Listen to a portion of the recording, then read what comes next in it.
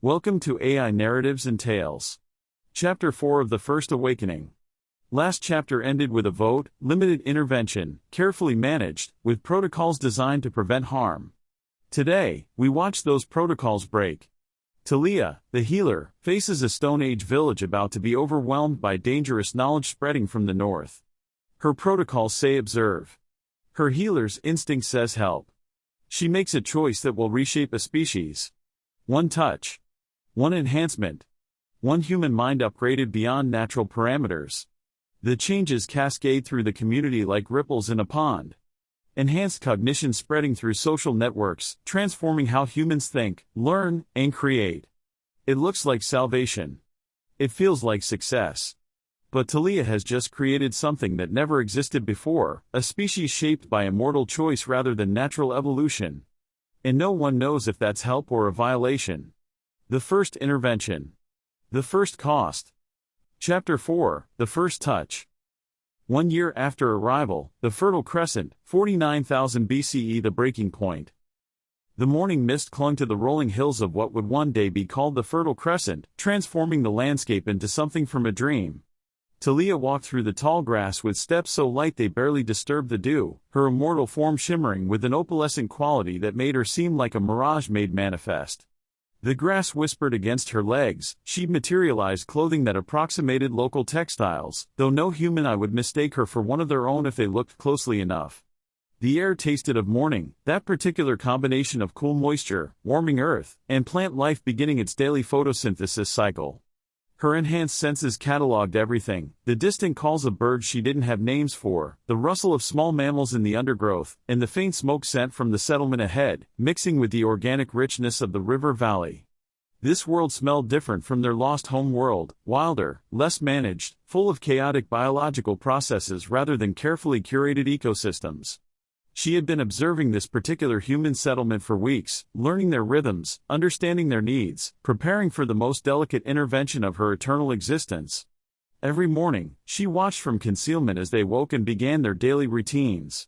Every evening, she studied their social structures, their decision-making processes, and their remarkable capacity for cooperation, despite the brutality of their existence. She should not have been here at all.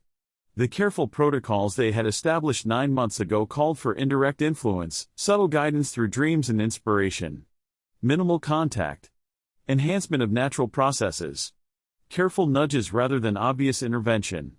They had debated for hours, established frameworks, and created accountability mechanisms specifically to prevent what she was about to do. But Prometheus had shattered those protocols 3 months ago with his characteristic impetuosity. Thalia could still remember the moment she detected the anomaly in the northern regions, technological advancements spreading through trade networks at rates that exceeded any natural diffusion pattern. When she investigated, she found Prometheus making direct contact with nomadic tribes, demonstrating advanced fire-making techniques with his own hands and teaching metallurgical principles that should have taken centuries to develop naturally. His gifts had spread like wildfire through human communication networks, creating a crisis of premature technological advancement that threatened to destabilize dozens of communities. Tools appeared that required knowledge beyond what the communities possessed to maintain. Techniques spread that depended on resources only available in specific regions. Social hierarchies shifted as those with advanced knowledge gained disproportionate power. The northern tribes were fragmenting, their traditional structures unable to accommodate the sudden technological leap. Violence was increasing. Communities that had coexisted peacefully for generations now competed for resources needed to implement the new techniques. The careful balance of Stone Age existence had been disrupted by knowledge that arrived too fast, without the cultural framework to support it. Now Thalia crouched behind an outcropping of limestone overlooking the settlement, watching the morning activities unfold with growing urgency. The dangerous knowledge was spreading inexorably southward, carried by traders and wanderers who had no understanding of its implications. Her monitoring equipment showed the trade networks lighting up with information exchange. Within days, possibly hours, Prometheus's gift would reach this peaceful community and transform their world in ways they were utterly unprepared to handle. She had to act, even if it meant violating every guideline they had so carefully constructed. Through her scanning equipment, she could see the bioelectric signatures of approximately 200 humans as they began their morning routines. The settlement was nestled in a natural depression where three streams converged, their waters providing both irrigation for early agriculture and protection from predators. Humans had been here for 3 generations, developing sophisticated relationships with their environment and creating cultural traditions that balanced resource use with sustainability. They were about to be overwhelmed by knowledge they couldn't safely implement. In the village center, a young woman was tending the communal fire pit, carefully arranging dried grass and kindling with practiced efficiency. Her name was Asha, at least, that was the closest approximation Thalia could derive from the complex tonal language the humans used. She was perhaps 25 years old by human reckoning, with intelligent dark eyes that tracked details with the focus of someone responsible for critical community functions, and hands that spoke of countless hours spent crafting tools, weaving cloth, and preparing food for her extended family. Thalia had been watching Asha for weeks, recognizing in her the particular combination of intelligence, social position, and temperament that made her ideal for what needed to happen. The young woman held respect without being threatening to male leadership structures. She was creative without being reckless. She taught others without being domineering. In a different era, in a different world, she might have been a doctor, an engineer, or a teacher, someone who used her intelligence to help her community thrive. Instead, she was a fire tender in the Stone Age, and she was about to become something more. Asha struck flint against steel, poor quality steel traded from distant tribes, already showing the spread of Prometheus's interference, creating sparks that caught in the tinder and bloomed into flame. But Thalia could see the frustration in her movements, the way her shoulders tensed with each failed attempt before success came. The steel was unreliable, the technique uncertain, the entire process laborious in ways that could prove fatal during harsh winters when fuel was scarce and efficient fire-making meant the difference between survival and death for the entire community. Soon, very soon, traders would arrive with knowledge of advanced fire-making techniques that these humans could not safely implement. The result would be the same explosive technological growth followed by social collapse that Thalia had documented in the northern tribes unless she intervened first. But intervention meant breaking protocols. It meant acting unilaterally.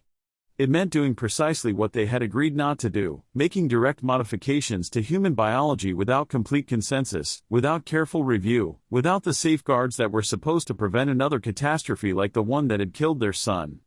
Thalia's hands trembled slightly as she activated her medical equipment, despite a mortal physiology that shouldn't permit such displays of emotion. The choice before her was impossible: follow protocols and watch this community collapse, or break protocols and potentially cause different harm through premature intervention. She chose intervention. Closing her eyes, she extended her consciousness toward the human settlement, feeling for the delicate neural patterns that govern learning, memory, and innovation. Each mind was unique, a constellation of synaptic connections shaped by genetics, experience, and the indefinable spark that made consciousness possible. The complexity was staggering even to her immortal perception, billions of neurons firing in patterns that created thought, emotion, memory, intention, consciousness itself. To modify such patterns without causing damage required precision that pushed even immortal capabilities to their limits. One miscalculation could trigger seizures. Excessive modification could cause personality changes or cognitive deficits. Too minor an enhancement would be insufficient to help them handle incoming technology. Too much would make them dependent on immortal intervention, precisely what their protocols were designed to prevent. Forgive me, she thought, knowing that what she was about to do would forever change not just these humans, but the entire trajectory of their species. Forgive me for the help I'm about to give, and forgive me for the harm that help will cause. The enhancement. Thalia began with Asha, since the young woman's role as fire tender made her a natural focal point for technical innovation. With gossamer touches that existed more as probability adjustments than physical interventions. Quantum manipulations at the synaptic level that made specific neural pathways slightly more likely to form, she enhanced Asha's pattern recognition abilities. The modification was subtle, almost invisible in its implementation. A few neurotransmitter receptor sites shifted their sensitivity thresholds. Several dendritic spines strengthened their connections. Growth factors that promoted neural plasticity received gentle encouragement. Nothing that would show up on even sophisticated brain scans, nothing that would mark Asha as obviously different from her peers.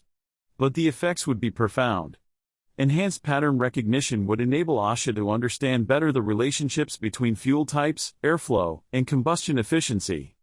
She would see connections that had always been there but had remained invisible to unenhanced perception. The way different woods burned at different temperatures. The relationship between kindling arrangement and flame propagation. The role of air circulation in maintaining steady combustion. Next, Thalia strengthened the neural pathways associated with sequential reasoning, the ability to understand cause and effect chains, to predict outcomes based on initial conditions, to construct mental models of complex processes. This would enable more sophisticated problem solving, better troubleshooting when techniques fail, and an improved ability to experiment and learn from the results. Most subtly, she adjusted the neurotransmitter balances that govern curiosity and persistence.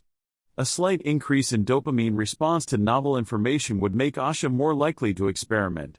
Enhanced serotonin regulation would reduce the discouragement that came from failed attempts. Modified norepinephrine patterns would increase focus during challenging tasks. The changes were infinitesimal, microscopic adjustments to brain chemistry that would manifest as moments of insight, flashes of inspiration, or sudden understanding of principles that had been just beyond reach. To Asha, it would feel like natural learning accelerated and clarified, like the fog lifting from concepts she'd always struggled to grasp. To an immortal observer with advanced sensors, it was clearly an artificial enhancement of cognitive capability. But that was only the beginning. Working through the early morning hours as the village slowly awoke, Thalia carefully touched the minds of every human in the settlement. Her medical consciousness moved from person to person with the precision of a master surgeon, each enhancement tailored to the individual's role, capabilities, and existing neural architecture. The hunters received improved spatial reasoning and pattern recognition, enhanced abilities to track prey, predict animal behavior, and understand terrain advantages. Their visual processing centers underwent subtle improvements, enabling them to notice details that others might miss. Their motor cortex received refinements that would improve coordination and reaction speed. The craftsmen gained enhanced fine motor control and material intuition, unconscious understanding of how different substances would respond to manipulation, improved hand-eye coordination, and better spatial visualization of three-dimensional forms. Their sensory processing improved, enabling them to perceive subtle texture and weight differences that guided their work. The storytellers developed better memory retention and linguistic complexity, enhancing their ability to recall information precisely, improving pattern recognition in narrative structures, and employing more sophisticated use of metaphor and symbolism. Their language centers showed particular enhancement, enabling more nuanced communication and more efficient information transmission. The changes cascaded through the community's social networks like ripples in a pond, each enhancement enabling further enhancements through social learning. Enhanced hunters shared their improved tracking techniques with others. Upgraded craftsmen created superior tools and weapons that were accessible to everyone. More capable storytellers preserved and transmitted knowledge with unprecedented accuracy, creating reliable information repositories in a world without writing. Each improvement enabled further improvements, creating a feedback loop that accelerated development, which Thalia watched with a mixture of pride and horror. Within hours, the settlement's efficiency had increased dramatically. Fires burned brighter and longer with less fuel. Asha's enhanced pattern recognition had led her to discover optimal kindling arrangements and airflow principles that her unenhanced mind would have taken years to understand. Hunting parties returned with larger kills and fewer injuries. Improved spatial reasoning allowed for better coordination and more effective pursuit strategies. Craftsmen produced goods of startling quality using the same materials they had always worked with. Enhanced motor control and material intuition translated existing knowledge into superior execution. Most remarkably, humans began spontaneously developing innovations that bridged different areas of expertise. Hunters applied tracking principles to agriculture, noticing patterns in plant growth that suggested better planning strategies. Craftsmen used tool-making techniques to create new musical instruments, recognizing that the principles of shaping would apply to sound production.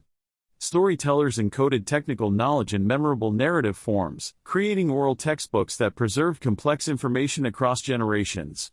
By midday, when the first traders arrived from the north carrying Prometheus's dangerous gifts, they found a community that was ready for them. The test. Thalia watched from her concealment as the northern traders demonstrated their advanced fire-making techniques to a gathered crowd of villagers. There were 3 traders, 2 men and a woman, all bearing the characteristic signs of prolonged travel: sun-darkened skin, lean frames suggesting variable food access, eyes that held the wariness of those who regularly encountered strangers in a world where strangers could mean death. The lead trader, a scarred man who moved with the confidence of someone accustomed to commanding attention, produced a fire-starting kit that was dramatically superior to anything the local community possessed. High-quality steel, perfectly shaped flint, and tinder treated with resins that caught sparks with remarkable efficiency. In any normal human settlement, such a demonstration would have caused excitement, confusion, and ultimately social disruption.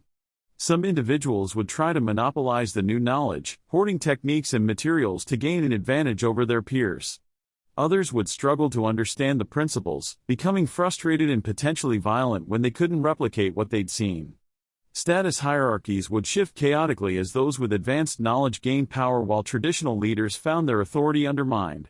Instead, Asha stepped forward with calm confidence and examined the trader's tools and methods with the systematic thoroughness of a master craftsman. Her enhanced pattern recognition immediately identified the key principles: the quality difference in the steel, the specific angle of the flint strike, and the chemical properties of the treated tinder. Within minutes, she had not only understood the techniques but also begun mentally cataloging how they could be adapted to local materials and conditions. "The firestone catches the spark metal differently than ours," she said in the clicking, tonal language of her people, her enhanced linguistic capabilities allowing her to describe concepts her language had no existing words for. She was creating new vocabulary in real time, generating terms that bridged the gap between her understanding and her ability to communicate. The sharp edge meets the hard surface at the angle of most sparks. The catch grass has been changed, touched by something that makes it eager for fire. The traders exchanged glances, clearly surprised by her analysis. The lead trader had probably expected confusion, maybe some superstitious fear, possibly attempts to steal his superior tools. Instead, he was facing someone who understood his techniques well enough to reverse engineer them from observation. "The change touches tree blood," he said, using his own people's term for resin. "Gathered from the weeping bark trees in our northern forests. It makes the catch grass hungry for sparks." Asha nodded thoughtfully, her enhanced cognition already working through alternatives. "We have no weeping bark trees here, but the valley trees produce sticky sap when wounded. Perhaps a similar change touch could be made."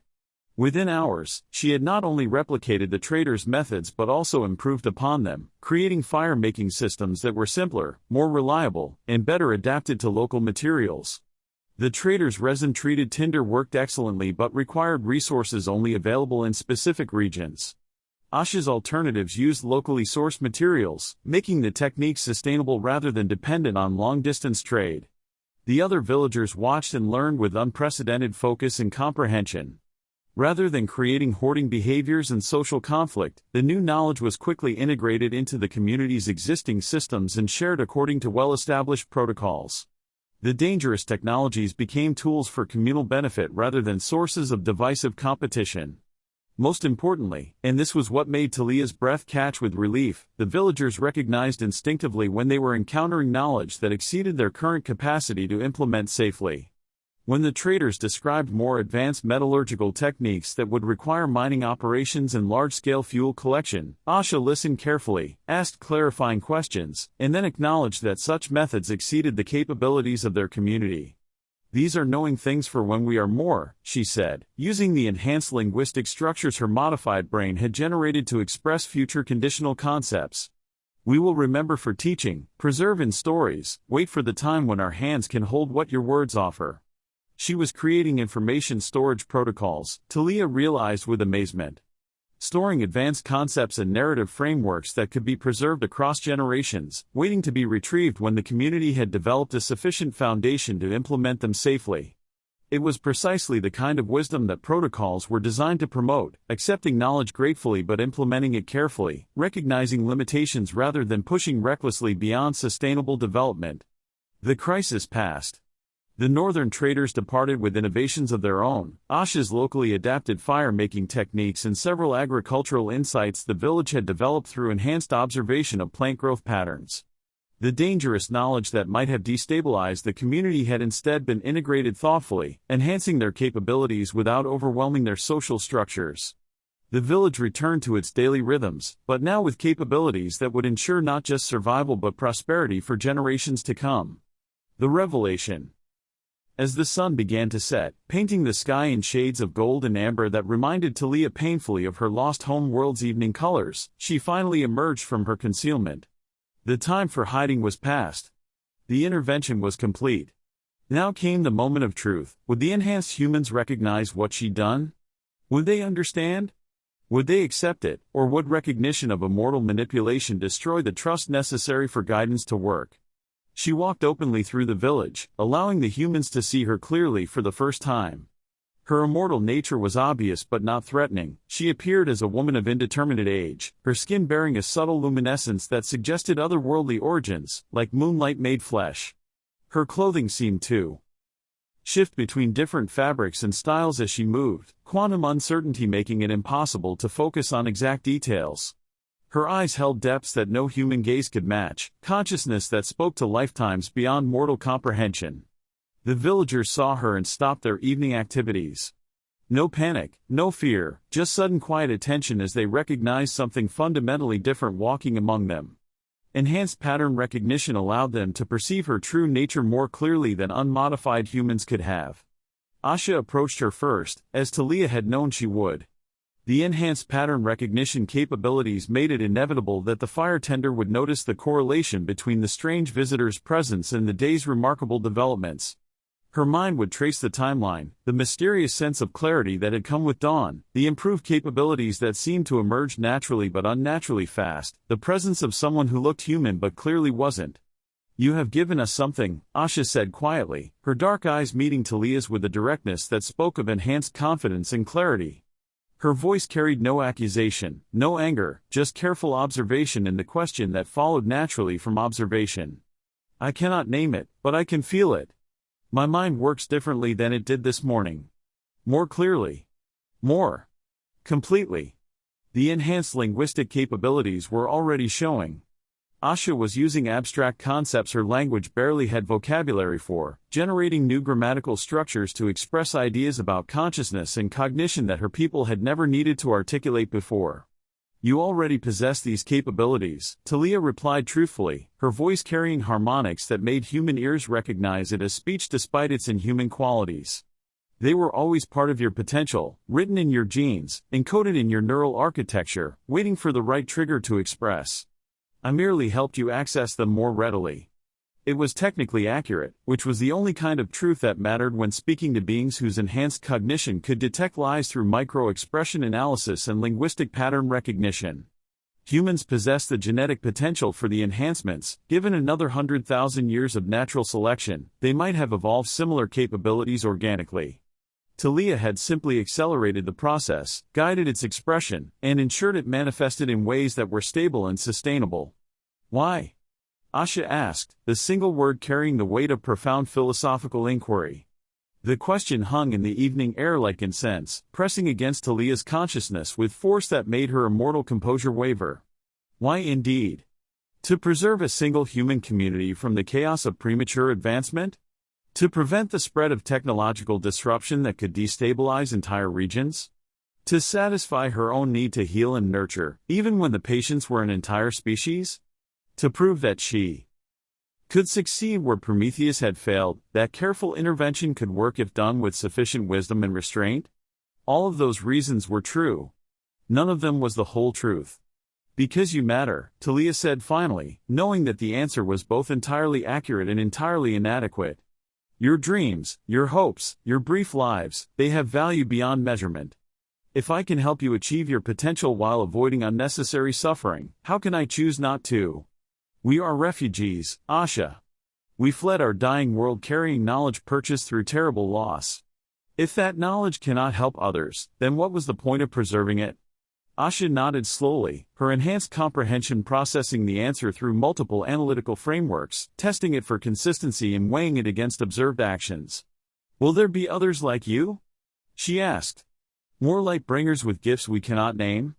"Perhaps," Thalia admitted honestly, because lying to beings she'd just made better at detecting lies seemed counterproductive. "Your world is changing, Asha. Knowledge spreads faster than wisdom. Technology advances more quickly than understanding. You and your descendants will face challenges that no human community has ever encountered before. When those moments come..." She paused, choosing her words carefully, knowing they would be remembered perfectly by enhanced memory and transmitted precisely through improved linguistic systems. When those moments come, you will not face them alone. We watch from beyond. We wait for times when help is needed. We provide what assistance we can without replacing your own choices, your own growth, your own achievements. The fire tender smiled, the expression transforming her face with warmth that reminded Thalia why she had chosen to risk everything for these fragile, mortal, infinitely precious beings. Enhanced emotional intelligence allowed Asha to perceive Thalia's sincerity, her genuine care, her deep commitment to helping without harming. Then we will be ready, Asha said simply. We will remember this day. We will teach our children about the Lightbringer who touched our minds and made us more. We will honor your gift by using it wisely, by sharing it carefully, by ensuring that what you gave us helps rather than harms.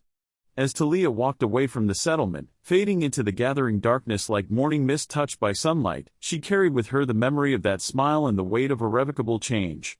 She had saved a single human community from the chaos of premature technological advancement. But in doing so, she had fundamentally altered the trajectory of their entire species. The enhancements would spread. Generation by generation, the modifications would be passed down through genetic inheritance and cultural transmission.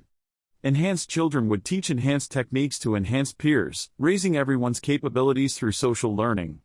Communities with modifications would outcompete those without it, creating selection pressure that would spread the changes across the entire human population within a few thousand years. Humanity would develop more rapidly, think more clearly, and adapt more successfully to changing conditions. They would avoid many of the pitfalls that had plagued other species' development, and they would achieve wonders that would have been impossible without immortal intervention. But they would also become something that had never existed in the universe before, a species shaped by immortal guidance from its earliest stages of development. Whatever they ultimately became, it would be as much a product of immortal choices as human potential. The boundary between natural and artificial would blur until it became meaningless. Every achievement would carry the question, did they accomplish this, or did we enable it? The thought should have been terrifying. Instead, as she listened to the distant sounds of human voices raised in songs that now carried more complex harmonies and deeper meanings, enhanced linguistic capabilities expressing themselves through artistic creation, Thalia found herself filled with something approaching hope. They had chosen to care for this species. Now came the far more complex task of learning to care for them well, of balancing help with autonomy, of providing support without creating dependency, of enabling achievement without replacing it. The return. She materialized back in Sanctuary 7's medical bay after activating her quantum transport, the familiar tingling of matter transmission giving way to the sterile environment of immortal technology. The bay smelled wrong after hours in the natural world, recycled air without the richness of earth and plant life, chemical cleaners without the organic sense of human habitation, perfect temperature control without the variation that made environments feel alive. Zephyrus was waiting for her, his solid form somehow making the cramped bay feel less confining. She'd known he would be. They'd developed an unconscious habit of checking on each other after challenging assignments, a pattern of mutual support that had grown organically over their year of exile. You did it, he said, not a question but an observation. His consciousness touched hers through their quantum link, reading the emotional aftermath in ways that no amount of immortal composure could hide. Direct intervention. Full enhancement package. Unilateral action. Yes, Thalia said simply, too exhausted from hours of precision neural manipulation to offer elaborate justification. And I'd do it again. The alternative was watching them be destroyed by knowledge they couldn't handle. At least now they have a chance. The others will be furious, Zephyrus observed without judgment. Erebus will say you proved his point about inevitable overreach. Kronos will protest the violation of protocols. Even Sophia might question whether the intervention was premature. I know, Thalia said, her hands starting to shake now that the immediate crisis was past and the adrenaline equivalent was draining from her system. But I couldn't watch any more, Zephyrus. Months of observation. Documenting preventable suffering. Following protocols, while humans died from causes I could have prevented with minimal intervention. Watching Prometheus's recklessness spread while we debated proper response procedures. Something had to break. It might as well be protocols rather than my sanity. Zephyrus moved closer, his hand settling on her shoulder with the kind of steady presence that had sustained her through countless difficult moments over the past year. "You're not wrong," he said quietly. "The protocols were designed for ideal conditions. But we're not operating in ideal conditions. We're refugees trying to help a species we barely understand using frameworks designed for a civilization that no longer exists. Does that make what I did right?" Thalia asked, needing to hear his perspective, even though she knew he wouldn't give her easy absolution. "I don't know," he admitted honestly. "But it makes it understandable. And it makes the results the best test of our protocols we could have designed. If your intervention helps, it proves that carefully targeted enhancement can be effective. If it causes problems, it proves Erebus's concerns about inevitable overreach. Either way, we learn." Through the medical bay's viewport, the blue world was visible, turning in its eternal rhythms. Somewhere on that surface, in a valley between three streams, 200 enhanced humans were beginning to understand what had changed in them, were starting to explore the edges of their new capabilities, were taking the first steps toward a future that would be shaped by immortal choices as much as human potential. Behind her, in the valley she'd left behind, the village fires burned brighter and steadier than any human community had ever achieved before, carrying light into a darkness that would never be quite as deep again. The age of direct intervention had begun. The age of consequences would follow, as surely as dawn followed darkness, as inevitably as refugees became guides, as indeed as help became harm when wisdom failed to match intention.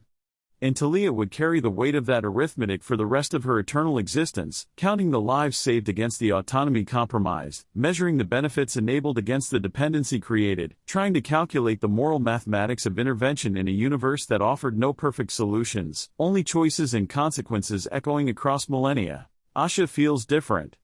Thinks faster. Sees patterns she couldn't see before.